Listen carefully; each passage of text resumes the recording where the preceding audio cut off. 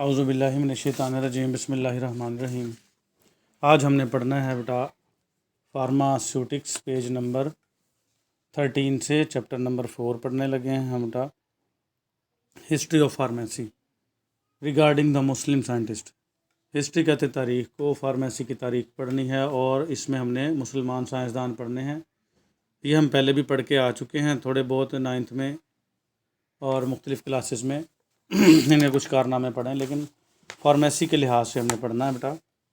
इनमें से ऑब्जेक्टिव भी आ सकती है और ये 4 नंबर का किसी एक साइंटिस्ट पे नोट भी आ सकता है।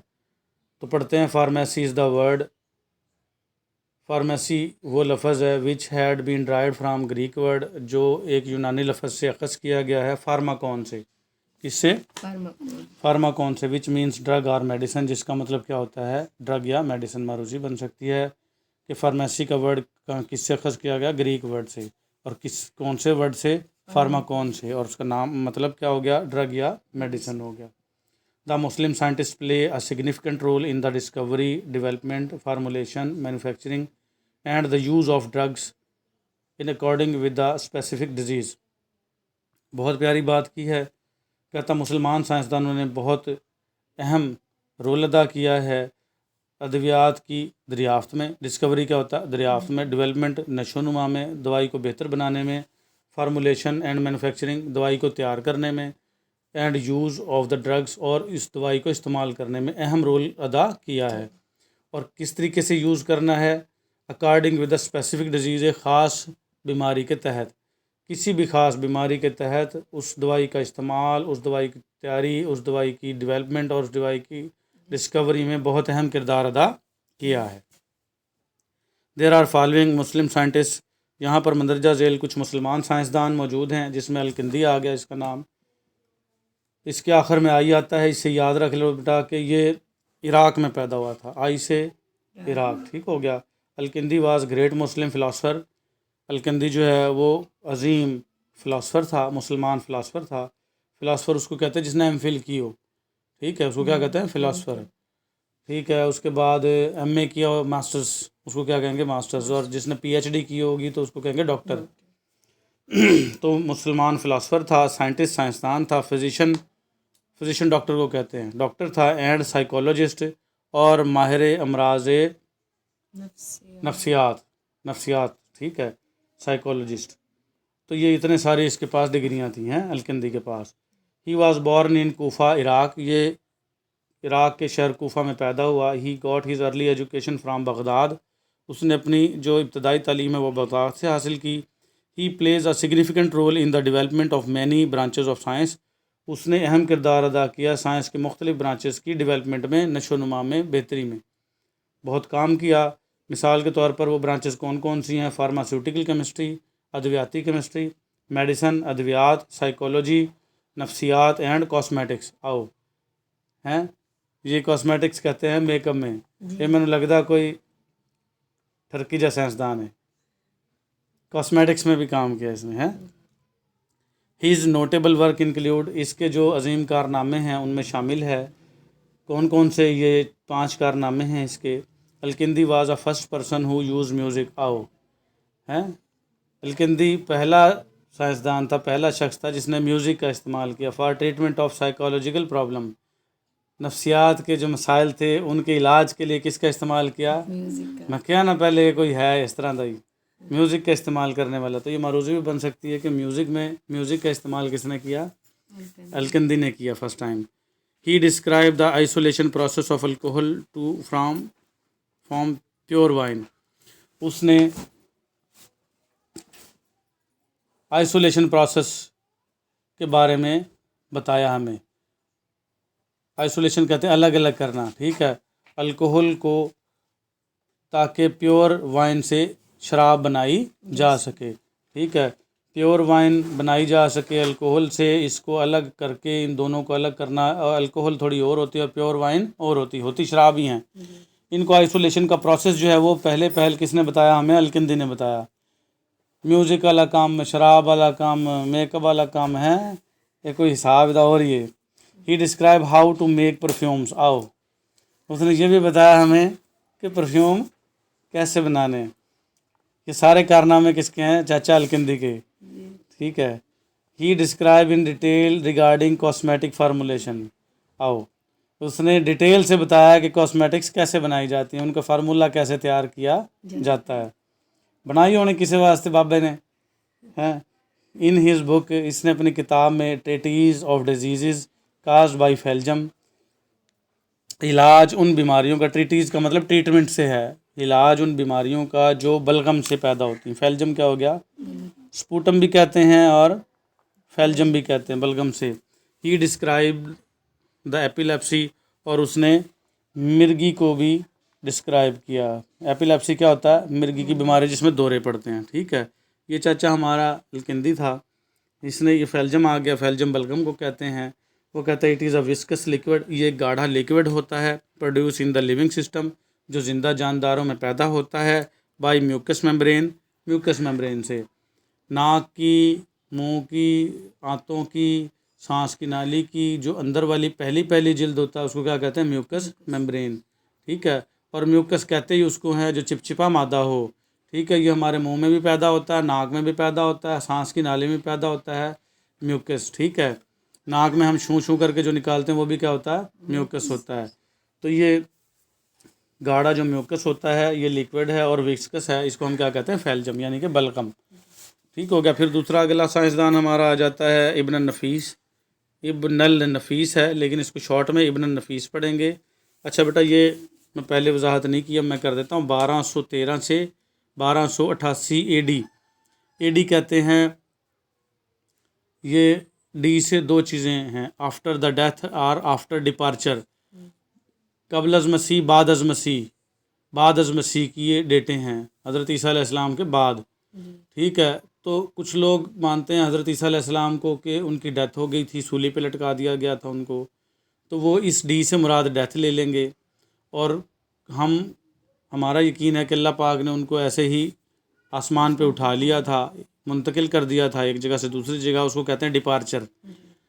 हम लोग इस डी का मतलब क्या ले लेंगे? डिपार्चर ले लेंगे। After the death or after departure, हज़रत ईसा अलैहिस्सलाम के बाद की तारीख है। 1213 जो पहली डेट होती है वो पैदाइश की होती है, और बाद वाली जो होती है वो डेथ की होती है, 88 हैं। तो 1213 में पैदा हुआ और 1288 में ये बेचारा इस दुनिया से टुर गया। तो ये आफ्टर डेथ या आफ्टर डिपार्चर है। ठीक है। इब्न नफीस की, Ibn Nafis was the one of the greatest physician, जहाँ लफ्ज़ आ जाएगा डॉक्टर लोगे आप, मीनिंग। ठीक है। तो इब्न नफीस एक अजीम डॉक्टरों में से एक डॉक्टर था, एनाटोमिस्ट, एनाटॉमी का माहिर था। एनाटोमिस्ट क्या होता है? अंदरूनी साख्तों का मुताला करने वाला, दिल, जिगर, फेफड़े, गुर्दे, मसाने, एनाटॉमी की बुक है ना। एनाटोमिस्ट था, फिजियोलॉजिस्ट था एंड फार्माकोलॉजिस्ट, और अद्वियात साज था। ठीक है। फिजियोलॉजिस्ट माहिर तबियात, फिज़िक्स से रिलेटेड है, और फार्माकोलॉजिस्ट है माहिर अद्वियात। सोशोलॉजिस्ट माहिर माशरियात, इमरानियात जिसको कहते हैं, सोशोलॉजी इमरानियात होता है। इमरानियात का भी माहिर था, एंड इस्लामिक स्कॉलर, और इस्लामिक स्कॉलर भी था ऑफ इस टाइम, अपने वक़्त का। देखो कितनी डिग्रियां थी इसके पास, फिजिशियन भी था, एनाटोमिस्ट भी था, फिजियोलॉजिस्ट, फार्माकोलॉजिस्ट, सोशोलॉजिस्ट और Islamic scholar. He was born in Damascus, Syria. ये पैदा हुआ था दमस्कस में, सीरिया में। And later he move to Cairo, और फिर बाद में ये कैरियो चला गया, इजिप्ट, मिस्र के। एंड कैरियो किसका था? इजिप्ट का था। मिस्र, इजिप्ट क्या होता है? मिस्र। ये लिख लेना, उर्दू लिखा करें, साथ के साथ याद किया करें बेटा। And done his research work here, और उसने अपना यहाँ पर तहकीकाती काम शुरू कर दिया।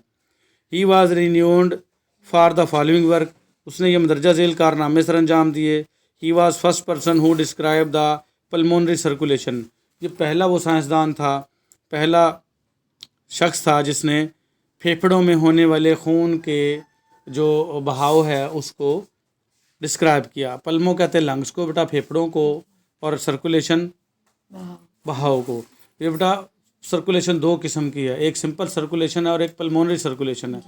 पूरी बॉडी से ब्लड जाता है दिल में, और दिल से फेफड़ों तक, और फेफड़ों में साफ़ होने के बाद दोबारा दिल में, और दिल से फिर पूरी बॉडी को सप्लाई कर दिया जाता है। तो ये पल्मोनरी सर्कुलेशन का किसी को पता नहीं था। तो सबसे पहले डिस्क्राइब किसने किया पल्मोनरी सर्कुलेशन को? इस चाचा इब्न नफीस ने। ठीक हो गया।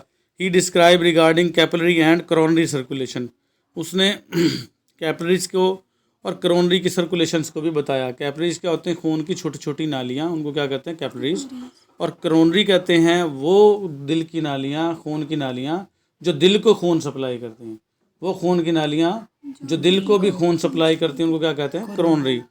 तो उसने करोनरी सर्कुलेशन के बारे में बताया और कैपिलरी सर्कुलेशन के भी बारे में बताया। ठीक है, सर्कुलेशन का जहाँ लफ्ज़ आ जाएगा निज़ाम दौरान खून। ठीक है, तो कैपिलरी में खून कैसे सर्कुलेट करता है और दिल की नालियों में करोनरी में कैसे सर्कुलेट करता है वो भी बताया इसने। He describe in detail the anatomy and physiology of respiratory system, उसने हमें एनाटॉमी और फिजियोलॉजी बताई। एनाटॉमी क्या होता है बेटा? अंदरूनी साख्तों का इल्म। फिजियोलॉजी क्या होता है? काम का इल्म। जो चीज़ें बनी कैसे हैं वो एनाटॉमी है, वो काम कैसे करती हैं वो फिजियोलॉजी है। तो उसने काम के बारे में भी बताया और साख्तों के बारे में भी बताया, किसका? रेस्पिरेटरी सिस्टम का, सांस के निज़ाम का। ठीक है, निज़ाम तनफ़ुस जिसको कहते हैं। एंड जेनिटो यूरिनरी सिस्टम और जेनिटेलियाज और यूरिनरी सिस्टम के बारे में भी बताया। ठीक है, यूरिनरी सिस्टम मीन सुसु का निज़ाम, पेशाब का निज़ाम। ठीक है, जेनिटो कहते हैं बेटा ये जो मेल फीमेल का निज़ाम होता है, जो निज़ाम तौलीद होता है उसको जेनिटो कहेंगे। और यूरिनरी पेशाब वाला निज़ाम, उन दोनों के बारे में अलग अलग से बताया, क्योंकि हमारे जो निज़ाम हैं तौलीद के वो यूरिनरी के लिए भी यूज़ होते हैं और तौलीद के लिए भी यूज़ होते हैं। तो इसने इकट्ठा करके इसको क्या बता दिया? जेनिटो यूरिनरी सिस्टम के बारे में इसने बताया। And GIT gastro intestinal tract, निज़ाम हज़म, हाजमे का निज़ाम। ठीक है, जिसको हम एलिमेंट्री कैनाल भी कहते हैं या डाइजेस्टिव सिस्टम भी कहते हैं। GIT भी वही होता है। मुंह, एसोफेगस, स्टमक, मैदा, स्मॉल इंटेस्टाइन छोटी आंत, लार्ज इंटेस्टाइन बड़ी आंत, रेक्टम एंड एनस, मुंह से लेके एनस तक का जितना भी बीच वाला सारा निज़ाम है उसको क्या कहते हैं? GIT gastro intestinal tract. तो इसके बारे में भी इसने तफसील से बताया। फिर आ जाएगी he was the first person, ये वो पहला शख्स था, who writes about pulse rate, जिसने दिल की धड़कन की रफ्तार के बारे में बताया। अब हमें पता है कि 1 मिनट में 60 से 100 तक होगी तो वो नॉर्मल होगी। ठीक है, दिल के धड़कने की रफ्तार। और 72 जो है वो एक जवान और सेहतमंद इंसान की होती है। तो पल्स रेट के बारे में सबसे पहले किसने बताया हमें? इब्न नफीस ने बताया। He was worked in the development for over 100 drugs, उसने 100 से ज़्यादा अद्वियात की बेहतरी के लिए, डेवलपमेंट के लिए काम किया। फिर आ जाएगा इब्न ज़ुहर, ये 3 आज हम पढ़ लेते हैं और 3 जो है वो कल के लेक्चर में पढ़ लेंगे, ये हमारा कंप्लीट हो जाएगा क्योंकि 6 साइंसदान हैं, 3-3 करके पढ़ लेते हैं। Ibn Zuhr was the great Muslim scholar, Ibn Zuhr जो है वो अजीम मुसलमान साइंसदान था, स्कॉलर था, फिजिशन डॉक्टर था, सर्जन, ऐसा डॉक्टर जो ऑपरेट कर सकता हो, सर्जन भी था ये। एंड फार्मासिस्ट और अद्वियात साज, माहिर अद्वियात। ठीक है, इसकी भी कई सारी डिग्रियां थी। ही वाज द अरब मुस्लिम, ये वो अरब मुसलमान था। Who was born in Seville capital of southern Spain, ये जनूबी स्पेन का दारुल हुकूमत था, दारुल खिलाफा था। सिविल इसमें ये पैदा हुआ था अरब में। ही got his early education in Spain, उसने अपनी इब्तदाई तालीम भी स्पेन में ही हासिल की। And done his research work also in Spain, और उसने अपने तहकीकाती काम भी स्पेन में ही किए। हिज साइंटिफिक वर्क इंक्लूड, इसके साइंसी कारनामों में शामिल हैं। He was the first person who describe experimental surgery, वो पहला साइंसदान था जिसने तजर्बाती तौर पर ऑपरेशन किया। So he was consider to be the father of experimental surgery, तो इसको बाप माना जाता है, बानी माना जाता है तजर्बाती ऑपरेशन का। इसने पहली मरतबा तजर्बाती सर्जरी मुतारफ़ करवाई। He firstly describe the procedure of dissection and autopsy, इसने सबसे पहले डाइसेक्शन का, किसी चीज़ को 2 हिस्सों में काटना, क्या कहलाता है? डाइसेक्शन, उसका तरीक़ाकार बताया। एंड ऑटोप्सी का, ऑटोप्सी क्या होता है? पोस्टमार्टम। ऑटोप्सी क्या होता है? पोस्टमार्टम, जब कोई शख्स मर जाता है तो उसका ये देखना कि इसको गोली से मरा है, जहर खुर्दनी से मरा है, किसी ने जहर दिया है, इसको क्या दिया है, तो उसके लिए क्या करवाते थे वो? ऑटोप्सी। ऑटोप्सी क्या होता है आपका? पोस्टमार्टम। तो उसने डाइसेक्शन का तरीका बताया और ऑटोप्सी का तरीका बताया। इब्न Zuhr was the first person, इब्न ज़ुहर वो पहला शख्स था who describe the use of inhaled anaesthetics, जिसने सूंघने के ज़रिए बेहोशी का तरीका बताया। इनहेल्ड का मतलब किसी चीज़ को सांस के ज़रिए अंदर ले जाना, सूंघना। एनेस्थेटिक्स बेहोश करना, तो सूंघा कर बेहोश करने का तरीका सबसे पहले किसने बताया? चाचा इब्न ज़ुहर ने। ये हमारे चाचे हैं, ठीक है।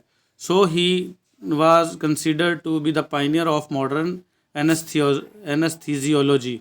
तो आजकल जो मॉडर्न एनेस्थीजियोलॉजी है, मॉडर्न बेहोशी का जो अमल है, इसको हम कंसीडर करते हैं कि ये सबसे पहला है। पायनियर कहते हैं सबसे पहला, जो सबसे पहले खुद रास्ता तलाश करे और दूसरों को दिखाए, वो क्या कहलाता है? पायनियर, सबसे पहला। तो हाँ, जो मॉडर्न बेहोशी का तरीका है, जदीद है, उसका बाप, उसका कौन किसको माना जाता है? वो इब्न ज़ुहर को माना जाता है, ठीक है। He done remarkable work and contribution to subject neuro pharmacology. ये फार्माकोलॉजी है, आर खा गए इसके अंदर।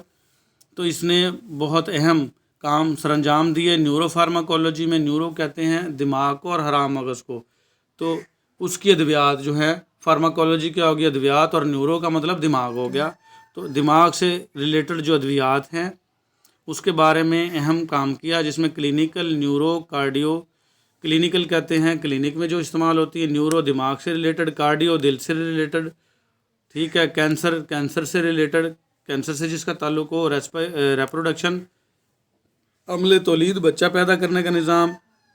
एंड मेडिकल, और मेडिकल की बीमारियां वो जिसमें ऑपरेशन ना हो, सिर्फ मेडिकल से रिलेटेड हो, कहलाती हैं वो। एंड टॉक्सिकोलॉजी और जहरीले असरात। इन सब के बारे में उसने अहम कारनामे सरंजाम दिए। कौन से? न्यूरो फार्माकोलॉजी में, क्लिनिकल में न्यूरो, कार्डियो दिल हो गया, कैंसर हो गया, रेप्रोडक्शन हो गया, रेप्रोडक्शन अमल तौलीद, बच्चे पैदा करने का निज़ाम, मेडिकल की बीमारियां, और जहरीले असरात, टॉक्सिकोलॉजी मीन जहरीले, ठीक है। इन सब के बारे में हम कारनामे सरंजाम दिए। किसने? इब्न ज़ुहर ने। इब्न ज़ुहर रोड एन अर्ली फार्माकोपिया। सबसे पहली जो फार्माकोपिया थी, अद्वियात साजी की जो किताब थी, वो इब्न ज़ुहर ने लिखी थी। Which was printed out in 1491।